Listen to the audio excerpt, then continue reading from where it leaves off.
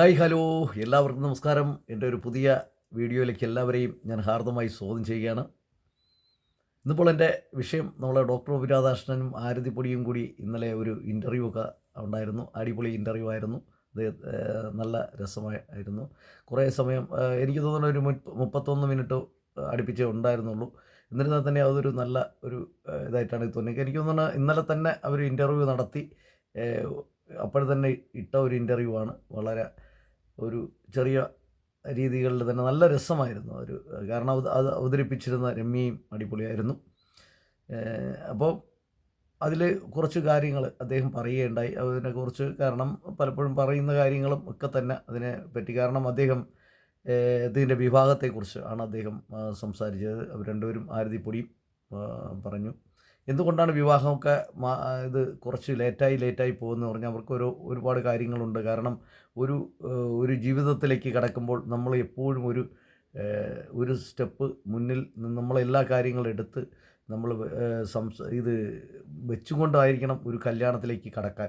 കാരണം ശരിക്കും അങ്ങനെ ചിന്തിക്കുന്ന കുട്ടികൾ അപൂർവങ്ങളിൽ അപൂർവമാണ്. കാരണം നമുക്ക് കുറച്ച് സമ്പാദ്യം വേണം. നമുക്ക് പിന്നെ ആരും എന്തെങ്കിലും ആയിപ്പോയി കഴിഞ്ഞാൽ നമുക്ക് അത് നിലനിർത്തി കൊണ്ടുപോകാൻ കഴിയുന്ന ഒരു സിറ്റുവേഷനിലായിരിക്കണം വിവാഹം കഴിക്കാനുള്ളത്. അല്ലാതെ പെട്ടെന്ന് എടുപിടി എന്ന് വെച്ച് നമ്മൾ വിവാഹം കഴിക്കുമ്പോൾ നമ്മൾ പിന്നീട് എന്താണ് നമുക്ക് അവിടെ അങ്ങോട്ട് ചെല്ലുന്തോറും നമുക്ക് വളരെ ബുദ്ധിമുട്ടായിട്ട് തോന്നും. കാരണം ഈ വിവാഹം കഴിയുമ്പോൾ നമ്മുടെ ഒരുപാട് സ്വാതന്ത്ര്യങ്ങൾ നഷ്ടപ്പെടുന്നു. അങ്ങനെയൊക്കെ വരുമ്പോൾ നമുക്കത് ചെയ്ത് തീർക്കാൻ പറ്റാതെ വരും. അതങ്ങനെയാണ് സംഭവം. അങ്ങനെയാണ്. കാരണം ഇപ്പം പുള്ളിക്കാരി ഒരു പൊട്ടിക്കൊക്കെ തുടങ്ങി. അത് അവരുടെ ആഗ്രഹമാണ്. ഒരു മനുഷ്യൻ ഒരുപാട് ആഗ്രഹങ്ങൾ, പക്ഷേ ആ ആഗ്രഹങ്ങളൊക്കെ പുള്ളിക്കാരി എടുക്കുന്നവരെ ഒന്ന് വെയിറ്റ് ചെയ്യണമെന്നൊക്കെ പറഞ്ഞിരുന്നു. അന്നേ ഡോക്ടർ പറഞ്ഞു ഞാൻ വെയിറ്റ് ചെയ്യാം. കാരണം ഡോക്ടറുടെ അടുത്ത് എന്തെങ്കിലും കാര്യങ്ങൾ പറഞ്ഞാൽ പുള്ളിക്കാരൻ അതുപോലെ കൂടെ നിൽക്കുന്ന ഒരു മനുഷ്യനായിട്ട് നമുക്ക് പലപ്പോഴും തോന്നിയിട്ടുണ്ട്. അപ്പോൾ ഇതൊക്കെ കണ്ട് കേട്ട് ഡോക്ടർ കൂടെ നിൽക്കുകയായിരുന്നു. അപ്പോൾ പലരും പല അഭിപ്രായങ്ങൾ പിന്നെ അഭിപ്രായങ്ങളൊക്കെ പറഞ്ഞു. പല പ്രാവശ്യം ഓരോരുത്തരെ ഈ ദിവസം മാറി മാറി പോകുന്നു എന്ന് പറയുന്നത്. അതാണ് ഞാൻ പറയുന്നത്. ഓരോരുത്തർക്കും ഓരോ തീരുമാനങ്ങൾ എടുക്കുമ്പോൾ ആ തീരുമാനത്തിൽ ചിലപ്പോൾ നടക്കാൻ അതിന് ഒരു സമയമാണ്. അതായത് ചിലപ്പോൾ അവർക്ക് അവരുടേതായ അസൗകര്യങ്ങളൊക്കെ ഉണ്ടാകും. അപ്പോൾ അത് നമ്മൾ മനസ്സിലാക്കുക. നമ്മൾ പിന്നെ ഒരു വീട്ടിലെ ഒരു കല്യാണം നിങ്ങളെ കഴിച്ചു വയ്ക്കും പോലെയല്ല. പുള്ളിക്കാരൻ്റെ മനസ്സിൽ വേറെ. ഒരു സെറ്റിൽമെൻറ്റിലെത്തണം. നമുക്കൊരു ഇൻകം വരണം എന്ന് ഉറപ്പ് വരുത്തിയതിന് ശേഷം അവർ ചെയ്യാമെന്ന് വിചാരിച്ച് കാണും. അവരുടെ മനസ്സിൽ അങ്ങനെയായിരിക്കും. കാരണം പിന്നീട് നമ്മൾ അത് കിടന്ന് ഒരു സ്ഥാപനമൊക്കെ തുടങ്ങി. പുള്ളിക്കാരിയുടെ ആഗ്രഹമാണ് എൻ്റെ വിവാഹത്തിന് മുമ്പേ ഒരു സ്ഥാപനമൊക്കെ തുടങ്ങണം. 10 കാര്യങ്ങളൊക്കെ ഒരുപാട് പേരിലേക്ക് എത്തണം എന്നൊക്കെ ഉദ്ദേശിച്ചിട്ടുണ്ടാവും. ആ ഉദ്ദേശം നമ്മൾ കല്യാണം കഴിയുമ്പോൾ നമുക്ക് ആ ഫ്രീഡമൊക്കെ കുറയും. ശരിക്കും പറഞ്ഞാൽ അത് കുറയും. അത് നമ്മൾ ഇനി എത്ര സ്നേഹിതരായിരുന്നാലും അങ്ങനെയാണ്. സ്വാഭാവികമായിട്ട് അങ്ങനെയൊക്കെയാണ് സംഭവിച്ചു കൊണ്ടിരിക്കുന്നത്. അങ്ങനെ വന്നപ്പോൾ ആ പുള്ളിക്ക് അവർ കുറച്ച് ലേറ്റായി പോകുക ആണ് ഉണ്ടായത്.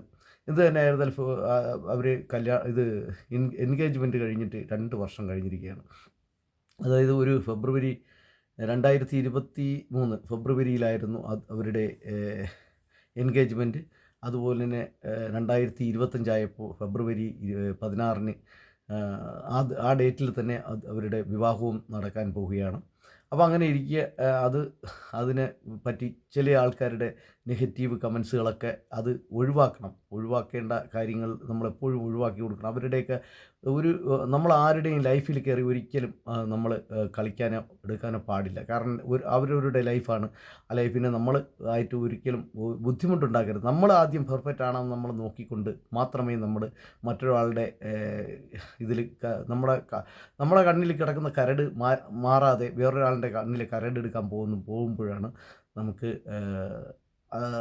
വിഷമം. കാരണം നിങ്ങളുടെ കരട് ആദ്യം എടുത്ത് മാറ്റിയിട്ട് നമുക്ക് വേറൊരാളുടെ കരടെടുക്കാൻ പോകും. കാരണം അത് ഓരോരുത്തരുടെ ലൈഫാണ്.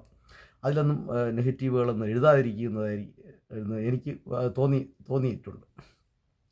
അപ്പോൾ വേറെ ഒന്ന് പറയുന്നതെന്ന് പറഞ്ഞു കഴിഞ്ഞാൽ ഈ ഓരോ ഘട്ടങ്ങളിൽ പോകുമ്പോൾ എനിക്ക് തോന്നിയത് ഇപ്പോൾ അദ്ദേഹത്തിൻ്റെ ജോലി ഏറ്റെടുക്കാൻ പോകുന്നു എന്നാണ്. അതായത് ഡോക്ടർ എന്ന് പറയുന്ന വീണ്ടും അദ്ദേഹം ഡോക്ടറിൻ്റെ കുപ്പായം അണിയുന്നതെന്ന് പറഞ്ഞ് വളരെ സന്തോഷം തോന്നി. കാരണം ഈ ലോകത്ത് ഏറ്റവും എനിക്ക് ഒരുപാട് പേര് ഇതിലെന്ന് പറഞ്ഞാൽ എനിക്ക് ഏറ്റവും കൂടുതൽ ബഹുമാനമുള്ളത് ഡോക്ടർമാരോടും അതുപോലെ തന്നെ അധ്യാപകരുമാണ്.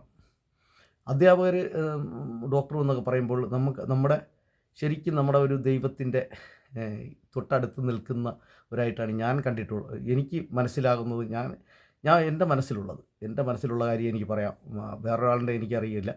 എൻ്റെ മനസ്സിലുള്ളതാണ്. കാരണം ഇന്നത്തെ കാലത്ത് ശരിക്കും നമ്മളൊരു കുഞ്ഞിന് ജന്മം ഒരു അച്ഛനും അമ്മയും കൊടുക്കുമ്പോൾ അന്ന് മുതൽ കൊടുത്ത് 1 മാസം കഴിയുന്ന അന്ന് മുതൽ ഒരു ഡോക്ടറെ കയ്യിലാണ്. പിന്നെ അവർ മരിക്കുന്നത് വരെ ഒരു ഡോക്ടറല്ലേ നോക്കുന്നത്.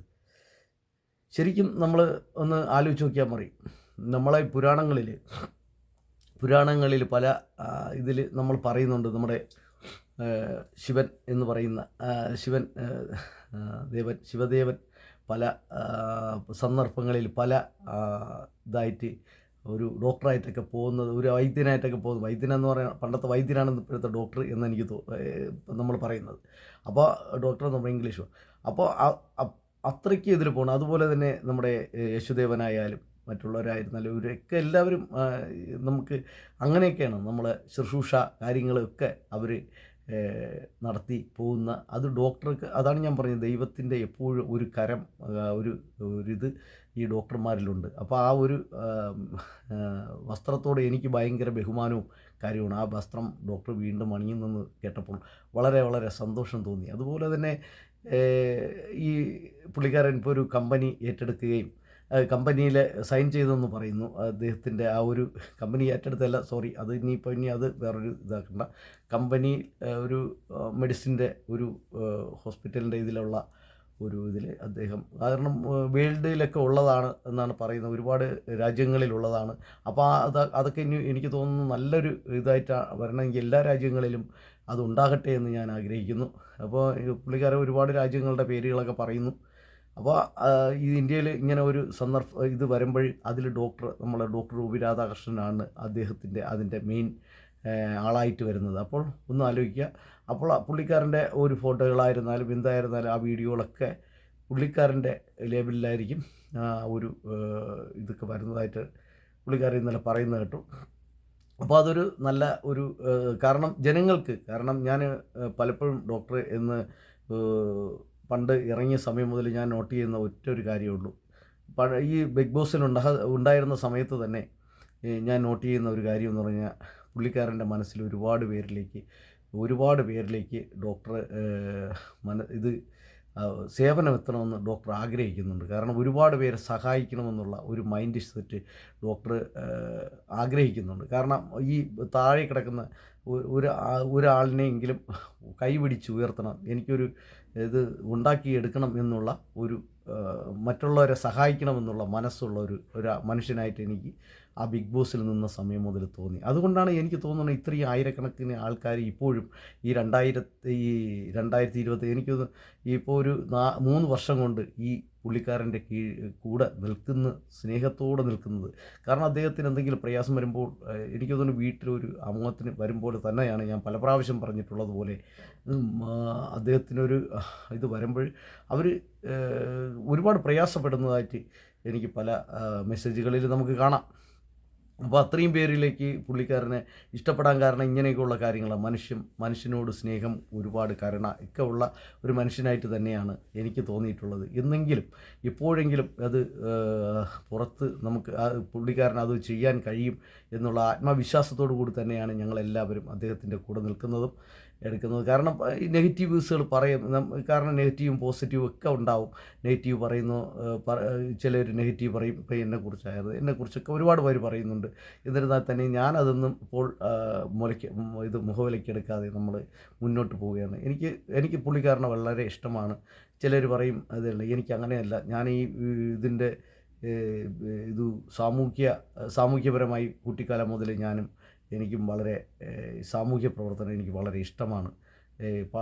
നമ്മളില്ലെങ്കിലും നമ്മൾ ഒരു വാക്ക് സുഖമാണോ എന്നൊരു വാക്ക് ചോദിക്കുമ്പോൾ അവിടെ തീരും.